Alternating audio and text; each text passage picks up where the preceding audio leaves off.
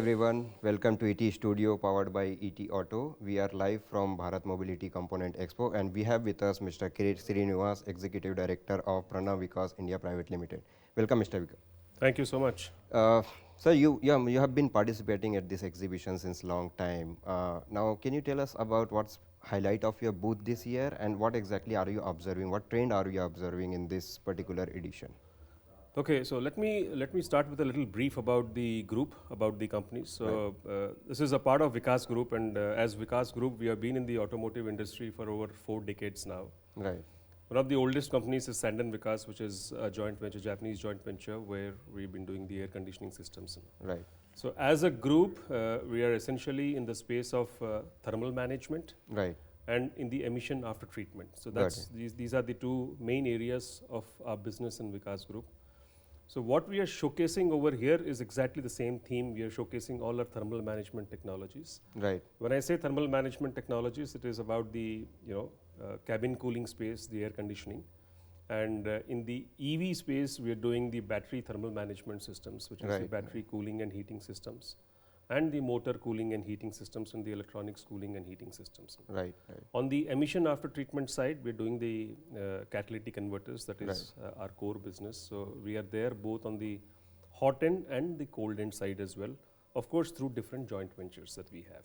Right. You spoke about your product, which is about the thermal management technology that you have, and we also see that in EV, one of the challenge that Indian EVs are facing is the battery heating. How your technology can help, and what exactly is the reason, because thermal management is something that helps in heating as well as cooling as well. So just throw some light on that. So of course, I think battery cooling is is a very important topic. The entire health of the battery, the performance of the battery. I mean, a lot depends on how well it is thermally managed, how well it is operating, in what temperature range it's operating.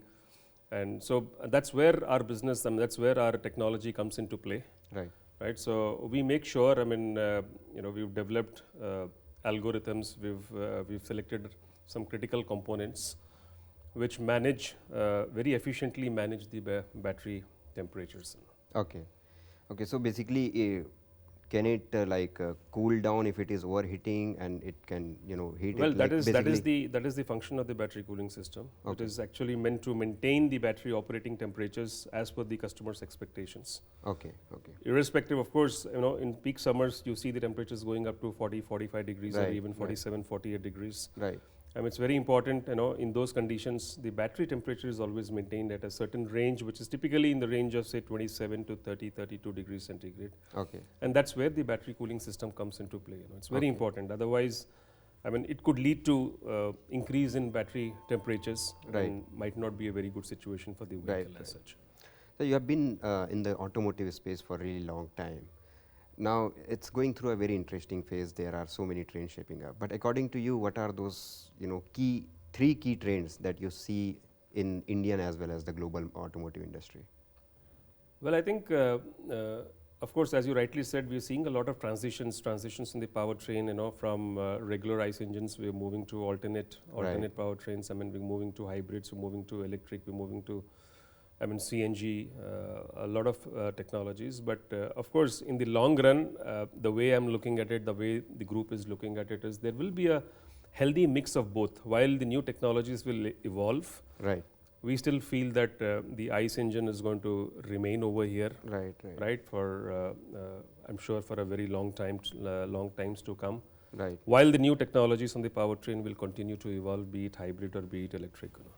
So that is one key thing. The other aspect, what we are seeing is, a lot of software coming into the, intelligent systems coming into every technology. Even in the thermal space, we are seeing some intelligent technologies coming into the, the whole vehicle integration level. So which is more from, protecting the vehicle systems. So that is one key trend that we are seeing in terms of intelligent systems coming into every part of the business. Right.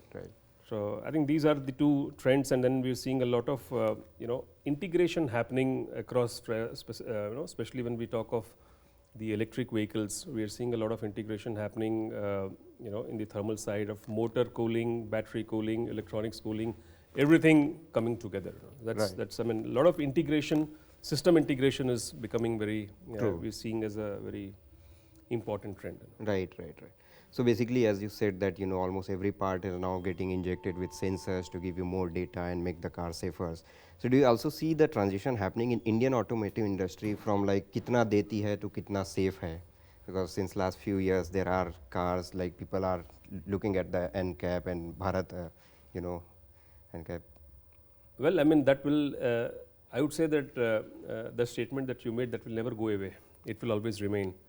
Right? When it was ICE, it was saying kitna deti hai. When it is battery, we'll still continue to ask that question, kitna deti hai, kitne range deti hai. Okay. Right? So, I mean, that is where again I come back to the whole story of, how efficiently are we managing the battery?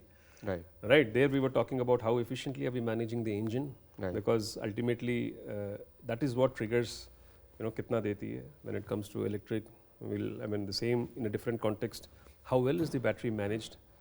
Right. Will determine kitna range deti hai. Got it. Just last question, sir. You also have a collaboration with Japanese company, and Japanese are known for their engineering prowess. So in your opinion, what Indians can learn from Japanese engineering community and vice versa? What Indians can, give back to the Japanese community? Well, I think what we, of course, as a group, we've worked with with Japanese companies, for the last 30, 40 years, I would say. Right. What I would take as a key, learning from in working with the Japanese is, they are very, very systematic and they are very focused on the basics. Okay. Yeah. Which we, in our quest for growth or in our quest to do more, we at times forget the basics. Right. I think that is, I would say, as a key learning for Indians. learning from working in the Japanese culture. The other way around, what you said, that what can we do, what can we give back to the Japanese, I would say that probably a little more of adaptability to the Indian way of thinking, and I would say how quickly we adopt to the changing situations, or how quickly we adapt to the customers' expectations. That is where we feel that we are more flexible and we are more faster in adopting to the customer expectations. That's true. Thank you so much for sharing all the insights, sir. Thank you so much, much, and I wish you best for the rest of your show. Thank you so much.